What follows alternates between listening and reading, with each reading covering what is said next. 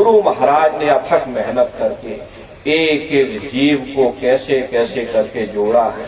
तो हमारा आपका भी फर्ज बनता है कि हम लोग प्रेम के साथ, कोई हमसे ऐसी वचन वाणी ना निकलने पाए जिससे किसी सत्संगी का दिल टूट जाए, किसी का मन टूट जाए।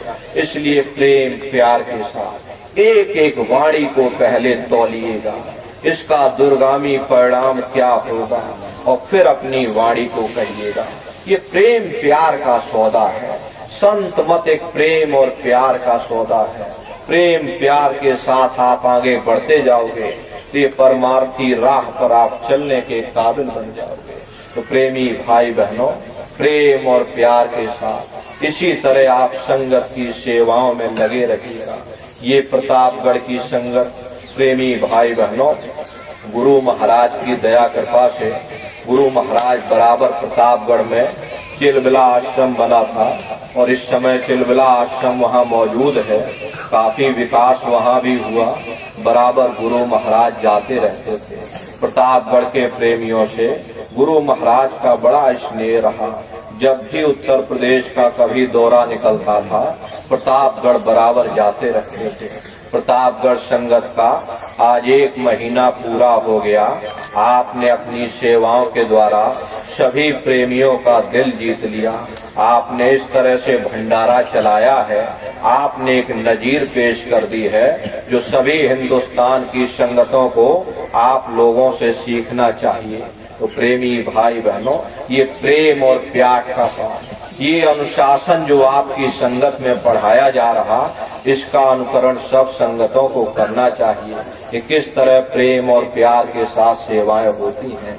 व्यवस्थाओं की कमी नहीं होती है, व्यवस्थाएं तो और भी होती हैं और संगतों में सेवाओं की भी कोई कमी नहीं, लेकिन भाव, प्रेम और प्यार के साथ जिस तरह से आप लोगों ने भोजन कराया, ये प्रेमी भाई बहनों अन्य संगतों के लिए नजीर पेश होगा। तो आप सभी से हमारी प्रार्थना है, इसी तरह संगत की सेवाओं में आप लोग बराबर लगे रहिएगा। जब भी मौका लगेगा, 2 बार गुरु महाराज की ऐसी मौज बनी कि 2 बार हमारे कार्यक्रम वहाँ नहीं लग पाए, लेकिन अब कभी जब कभी मौज होगी मालिक की और गुरु महाराज की दया कृपा से हम प्रतापगढ़ आएंगे और ब्लॉक ब्लॉक में कार्यक्रम होगा। आप लोगों ने देखिए ऐसे लॉकडाउन के समय में जिस तरह से भंडारा चलाया, उस समय गुरु महाराज की दया कृपा से न जाने कितने लाखों लाख लोग पैदल रोडों पर चले जा रहे थे। उस समय संगतों से प्रार्थना की गई थी कि आप सभी लोग भूखे प्यासे लोगों को आप लोग भोजन कराइएगा। संगतों ने अपने भंडार खोल दिए, अपनी अपनी क्षमता के अनुसार लोगों ने भंडार खोल करके और भंडारे चलाए, भूखे प्यासे लोगों को भोजन कराया। ये बहुत बड़ी सेवा है। भूखे प्यासे लोगों को भोजन कराना संसार का सबसे बड़ा महापुण्य का कार्य है। इससे बड़ा संसार में कोई दूसरा कार्य नहीं। ये सबसे बड़ा पुण्य का काम आपने किया और प्रतापगढ़ की संगत ने भी बढ़ चढ़ करके इसमें हिस्सा लिया। आपने 3 महीना बराबर भंडारा चला करके भूखे प्यासे लोगों को भोजन कराया। ये आपने नजीर पेश की है। गुरु महाराज की दया कृपा प्रतापगढ़ संगत पर बनी रहे और इसी तरह ये संगत फले फूले। गुरु महाराज की दया कृपा से आप लोग संगत की सेवाओं में लगे रहिएगा। और गुरु महाराज जो आदेश दे करके गए हैं, शाकाहारी का प्रचार प्रसार अपने अपने क्षेत्रों में आप लोग बराबर करते रहना। ये बहुत बड़ी सेवा है जो गुरु महाराज हम प्रेमी भाई बहनों को सौंप करके गए। तो आप लोग इस सेवा को कीजिएगा। एक छोटी सी भविष्यवाणियों की पुस्तक सन 70 और 80 के दशक में गुरु महाराज ने कौन कौन सी भविष्यवाणियां की थी, उसका एक छोटा सा संकलन बनाया गया। तो पुस्तकों का वितरण भी आपके जिले में जोर शोर से हो। देखिए गुरु महाराज की जो भी वचनवाणियां रही सन 70 और 80 के दशक में, जो भी भविष्यवाणियां गुरु महाराज कह करके गए हैं, वो सबके सामने आ रहे हैं। गुरु महाराज कहते थे कि ऐसी ऐसी बीमारियां आएंगी, डॉक्टरों की बुद्धि काम नहीं करेगी, कोई दवा नहीं मिलेगी। आज वही समय सबके सामने आ रहा। गुरु महाराज ने सन 73 के दशक में कहा था कि आगे बहुत बड़ा सूखा और अकाल पड़ेगा, अनाज की कमी हो जाएगी। बड़े बड़े लोग नोटों के बोरे में भर करके नोट ले जाएंगे और एक मुट्ठी अनाज का दाना नहीं मिलेगा। आज वही समय आ गया। देखिए, अमेरिका में एक वेनेजुएला करके मुल्क है, वहां की हालत ये हो गई है कि 1 लाख रुपए में 2 किलो आलू मिल रहा है और 3 लाख रुपए में 1 किलो चावल मिल रहा है। यानी 3 लाख रुपए में 1 किलो चावल और 1 लाख रुपए में 2 किलो आलू मिल रहा है। ये हालत हो गई। कब? सन 73 के दशक में अक्टूबर के महीने में गुरु महाराज ने ये बात कही थी कि आगे एक समय ऐसा आएगा, लोग बोरों में नोट भर भर के ले जाएंगे और आपको अनाज नहीं मिलेगा। सब पूंजीपति बड़े बड़े लोगों का ध्यान गेहूं के एक दाने पर केंद्रित हो जाएगा। वही सबके सामने आ रहा। आज सुबह सुबह जब समाचार पत्रों में पढ़ा ये हालत वेनेजुएला देश में हो गई है, तो प्रेमी भाई बहन, ये तो महात्माओं की वचनवाणियां हैं।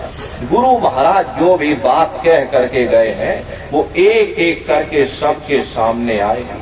समय की प्रतीक्षा सबने की है और समय की प्रतीक्षा आप भी करिएगा। बस आपको तो एक काम करना है, गुरु महाराज के संदेशों को जन जन तक पहुंचाइएगा। ये छोटी सी पुस्तक भविष्यवाणियों की आप लोग एक एक गांव गोद ले लीजिए।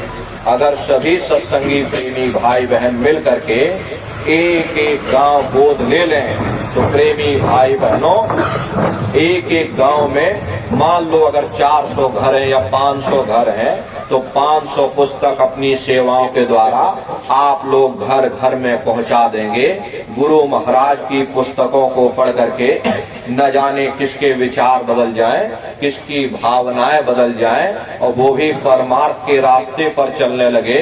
वो भी शराब जैसे मादक पदार्थों का त्याग कर दे, वो भी शाकाहारी हो जाए, वो भी सदाचारी हो जाए, वो भी भजन ध्यान सुमरन करने लगे, तो उसका लाभ आपको भी मिलेगा, वो पुण्य फल आपको भी प्राप्त होगा। ये किसी अध्यक्ष का या किसी उपाध्यक्ष का या महामंत्री का या जिला लेवल की कार्यकारिणी का किसी जिम्मेदार का ये काम नहीं, बल्कि सबका काम है। सभी सत्संगी प्रेमी भाई बहनों की जिम्मेदारी बनती है कि गुरु महाराज के संदेश को जन जन तक पहुंचाया जाए। अरे धर्म के प्रचार प्रसार में घंटा 2 घंटा आप लोगों को समय देना पड़ेगा। देखिए, बहुत सी संगतें ऐसी हैं, लोग दिन भर काम करते हैं लेकिन शाम के समय में कोई एक गांव चुन लेते हैं, उस गांव में शाकाहारी का प्रचार करते और गुरु महाराज का संदेश सुनाते। ये रोजमर्रा का उन प्रेमियों का काम है। तो आप प्रेमी भाई बहनों को भी गुरु महाराज की दया कृपा से इस जिम्मेदारी को उठाना पड़ेगा। आप लोग एक एक गांव चुन लीजिए, आप लोग एक एक गांव गोद ले लीजिए कि भाई हम इस गांव को गोद लेते हैं, हम इस गांव में घर घर में गुरु महाराज का संदेश पहुंचाएंगे, घर घर के लोगों को शाकाहारी बनाएंगे। हरे नर नारियों, जब गांव बदल जाएगा तो ये पूरा समाज बदल जाएगा, क्योंकि परिवर्तन जब भी होगा गांव के द्वारा होगा, शहरों से कभी परिवर्तन नहीं होता।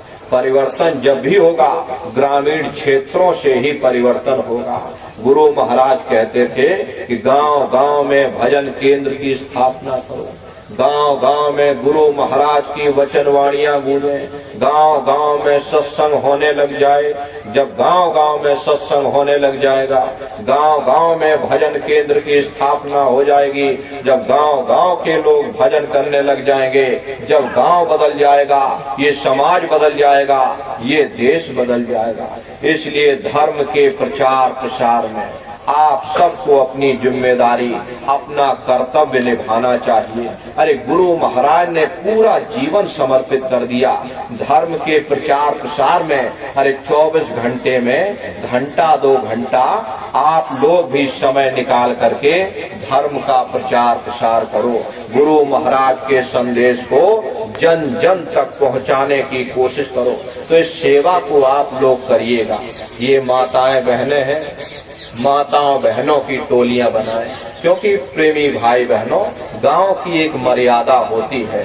पुरुष माताओं बहनों को नहीं समझा सकते या माताएं बहनें पुरुषों को नहीं समझा सकती, लेकिन अगर हमारी माताओं बहनों की टोलियां बन जाएंगी और ये माताएं बहनें गांव गांव में चली जाएंगी, माताएं बहनें गांव गांव घर घर में जा करके गांव की माताओं बहनों को समझाएंगे, पुरुष लोग अपनी टोलियां बनाएंगे, ये पुरुषों को समझाएंगे, नौजवान लोग अपनी टोली बनाएंगे, ये नौजवानों को समझाएंगे।